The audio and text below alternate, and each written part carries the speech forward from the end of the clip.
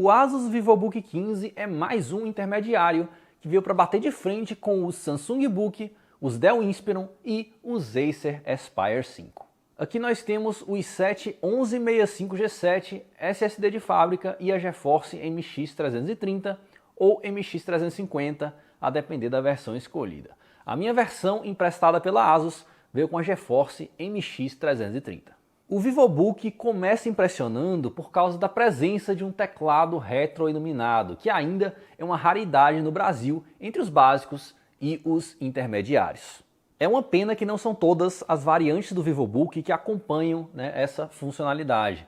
Na descrição eu vou deixar quais modelos tem, junto também com nossa comunidade de promoções boletando.com para você comprar seu notebook pelo menor preço. O único ponto que eu não entendi nesse teclado foi a tecla Enter com acabamento verde, Eu achei meio que desnecessária, mas é aquela coisa, o fabricante gosta de colocar essas coisinhas diferentes para dar uma identidade ao produto, Bom, o lado bom é que o teclado, apesar de não ser muito bonito, por causa dessa tecla verde, ele é confortável. Outro ponto que me chamou a atenção é que ele permite que você use o chip gráfico dedicado, algo raro nos intermediários de hoje, que vem com o adesivo da Nvidia, mas como enfeite. Para quem está por fora, é muito comum no caso dos intermediários você não conseguir extrair o desempenho máximo do seu chip gráfico. Aí você não consegue jogar e também não consegue ter um desempenho tão legal em aplicações profissionais que precisam de um chip gráfico dedicado. Como é o caso, por exemplo, dos Dell Inspiron, que eu mostrei aqui do canal, e também do Acer Aspire 5 de 14 polegadas, que podem até ficar mais rápidos se você desabilitar o chip gráfico dedicado e deixar rodando com o chip gráfico integrado da Intel. No VivoBook eu consegui rodar um CS e alguns jogos mais leves. Até certo ponto, pessoal, porque a experiência não foi lá assim essas coisas de perfeita. Ele teve sim travamentos aleatórios, porque ele limita o processador enquanto o chip gráfico é usado. Então, a depender do jogo, isso não pode ser tão legal. Aí tem que experimentar, Eu recomendo só para jogos mais leves, justamente por isso. E além disso, em jogos muito pesados, ele descarrega a bateria mesmo com a fonte conectada. Isso é um sintoma comum em notebooks que não tem uma fonte forte o suficiente para aguentar a configuração que tem. Como esse não é um notebook gamer, eu não achei algo gravíssimo, tá, pessoal? Mas todas as máquinas aqui no canal passam por testes pesados justamente para revelar seus limites. E lembre que ele tem modo turbo. Se você apertar as teclas FN e F, ele aumenta a velocidade das ventoinhas e também melhora aí um pouquinho do desempenho, tá? No geral. Então, é sempre recomendado que você ative esse modo quando você for usar alguma aplicação ou jogo mais pesado. E fiquem atentos que a versão do VivoBook com a GeForce MX 350 pode apresentar resultados diferentes dos meus em questão de estabilidade, tá? Não é porque aqui rodou o jogo que essa outra versão vai rodar também. Pode ser que o chip gráfico tenha um power diferente, seja uma versão diferente, e aí as coisas mudem. Já no uso profissional, o Samsung Book se sai bem melhor do que o Asus VivoBook. Em parte por causa da GeForce MX 450, mas também por causa do power maior do processador, tá? Mesmo no modo turbo, o VivoBook fica para trás. Então, resumindo, em jogos, o VivoBook tende a ser mais estável, a ter menos travadas aleatórias, mesmo com um chip gráfico mais fraco, porém o Samsung Book tende a ganhar no desempenho bruto em aplicações profissionais. Por dentro temos um slot de RAM, essa versão veio com um pente de 8 GB instalado e mais 8 GB de RAM soldados. Temos também um slot M2 e o slot do HD. Infelizmente, ele não veio com o kit de instalação do HD na caixa. Eu entrei em contato com a Asus e eles me informaram que o kit de instalação do HD pode ser adquirido na assistência técnica. E no caso de upgrades, é necessário levar o notebook para não invalidar a sua garantia. E na bateria ele me deu 4 horas de duração no uso leve, fazendo streaming de vídeo.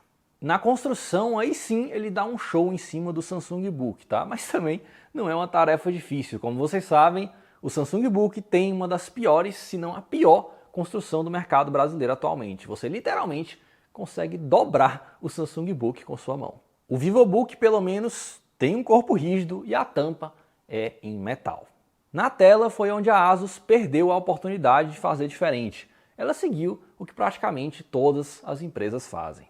Escolheu o painel TN de baixo custo, qualidade e ângulo de visão ruins, presente em praticamente todos os intermediários e básicos brasileiros. No touchpad eu achei que faltou uma textura um pouco mais lisa e ele também não é dos maiores. Já no som ele se destaca, eu acredito que esse seja o intermediário com o melhor par de alto-falantes. E na conectividade ficamos dentro do padrão, mas a porta USB-C não suporta vídeo. E falando em vídeo, eu tive um probleminha relacionado à porta HDMI. Toda vez que eu liguei o notebook com um monitor conectado, eu tive que desconectar e conectar o cabo HDMI para a imagem ser exibida. Como vocês sabem, eu não sou o maior fã dos intermediários, porque eles são muito mais caros do que os básicos, não oferecem muito mais e ainda tem um preço próximo ou igual aos ultrafinos premium, que aí sim oferecem muito mais, né? E quando eles têm chip gráfico dedicado, né? Quando o intermediário resolve ter um chip gráfico dedicado, muitas vezes você nem consegue usar em aplicações mais pesadas. Então você paga por algo que você não consegue usufruir, né, do seu desempenho total. É difícil, pessoal, dizer qual é o melhor. Na verdade, eu diria que nem tem o melhor, porque cada um tem seus pontos fortes e fracos. No final do dia, o que vai acontecer é que você vai ter que engolir alguma coisa independente do intermediário que você escolher. Os Dell Inspiron, por exemplo, né, no caso do modelo que eu testei, que foi o i5502, vai te dar aquela esperança de um bom pacote oferecendo tela IPS, teclado retroiluminado e um bom design. Só que ao mesmo tempo você também vai ganhar um péssimo desempenho em poder de processamento.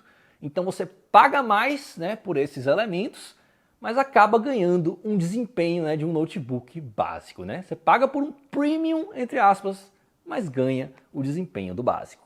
O Acer Aspire 5 na versão que eu testei, né, com a MX350 e 14 polegadas, costuma oferecer um preço bem competitivo pela configuração, mas ele também tem seus problemas de desempenho, tem tela TN e o teclado tem um perfil baixo e não é retroiluminado. O Samsung Book tem o melhor desempenho para o uso profissional, mas ao mesmo tempo não te deixa usar o chip gráfico dedicado para jogos, tem uma péssima construção, tem tela TN e o teclado não é retroiluminado. E aí temos o notebook da vez, o Asus VivoBook, que faz um pouco diferente em relação ao Acer Aspire e o Samsung Book, já que oferece teclado retroiluminado e também permite que você rode alguns joguinhos. Mas ao mesmo tempo, ele ainda traz a tela TN, assim como os outros. E para finalizar, o preço de lançamento está bem salgado, tá, pessoal? Eu espero que isso mude no futuro. Principalmente porque a Asus resolveu trazer todos os modelos i7, né? Eu não sei porquê, mas enfim, como vocês sabem, quando o processador é i7, o notebook é um pouco mais caro, mesmo não tendo assim aquela diferença de desempenho, né? Pode ser que no futuro a Asus, né, resolva lançar um modelo i5, eu espero que isso aconteça, e se acontecer, eu vou colocar aí na descrição do vídeo, porque, né, é sempre interessante ter uma versão i5, porque vai ter um custo menor, vai ter um preço mais barato. Então é isso, continuamos sem muitas emoções no mercado de intermediários, né?